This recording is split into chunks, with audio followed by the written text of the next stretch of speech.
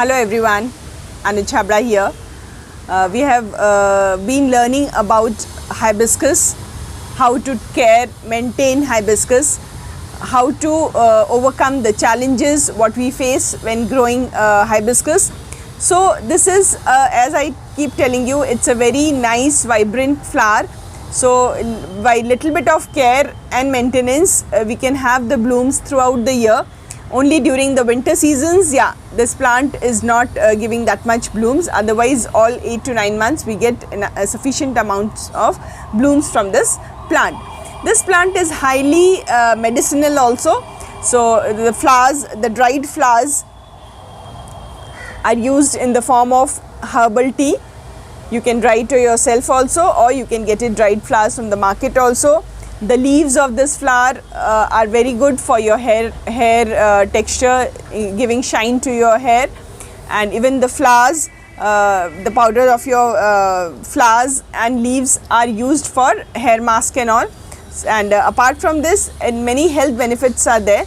It's good for your blood, maintaining your blood pressure, your stomach upset, and even many skin elements are also treated with the help of hibiscus. So I personally suggest everyone to have this. This is basically, initially it was available in red, you can say, but now because of hybrid and cross pollination, all colors, available colors are there in the market. So very easy to propagate. Just you have to take stem of it. Just take stem. Approximately 8 to 10 inches stem you take, and remove all the leaves, whatever stems you have taken, and keep it in water. Okay, make sure, suppose you have taken a cutting, the cutting should always be little on a hardy side, brownish side. Only green color cutting is not going to be propagated. So make sure the cutting is little on a harder side, hardwood kind, and then keep it in water.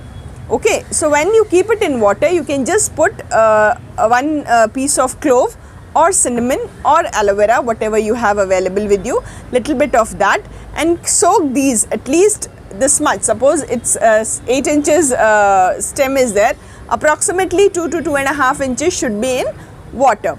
So every day you have to change the water, and then make it approximately, you can say 1 week to 10 days it should be there in water. So after few days you will see these kinds of white formations on the stem.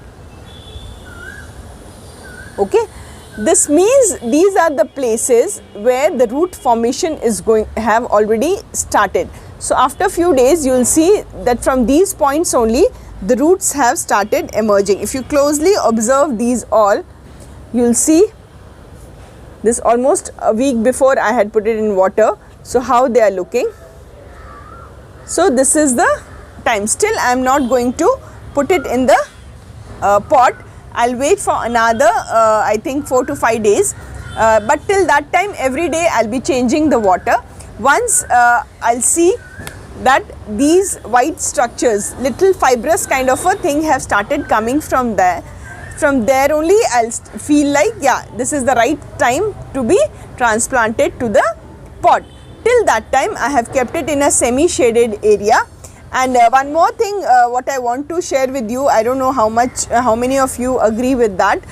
Whenever you take a cutting, if the cutting is somewhere V form, see, there is a difference between this. This is a straight cutting. This I have taken a junction. Okay.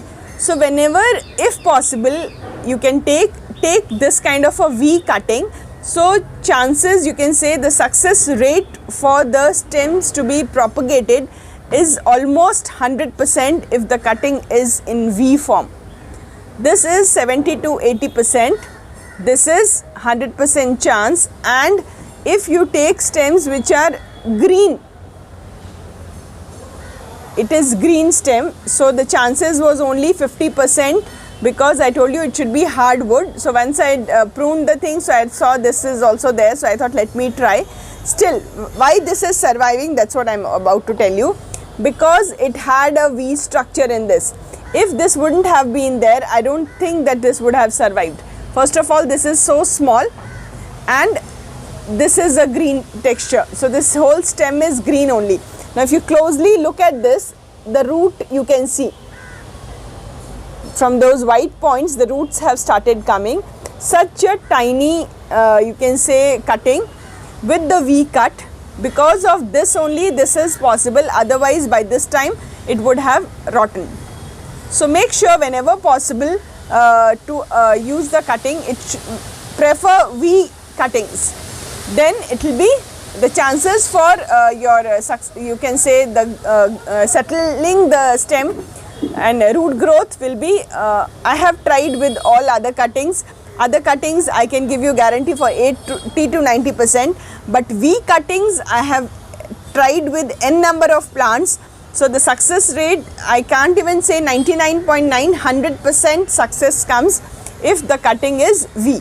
So make sure you try this and share me your view also on this, comparing the same plant with the single stem cutting and with the V cut. So thank you very much for joining, and apart from this, anything else if you have doubts and all regarding growing of hibiscus, you can message me in the comment section. How to pollinate hibiscus flowers, because today it's a rainy season here. So from the morning it's raining, so 2-3 of my buds are there, but they are not flowering. So yesterday my flowers had bloomed, so I have made the video of pollinating a flower, the hibiscus single flower, how to pollinate single flower with its pollens, the stamen and the male and the female part, and how to cross pollinate 2 flowers together. That video also I have made. So just have a look. Any doubts, just feel free to message in the comment section. Thank you very much.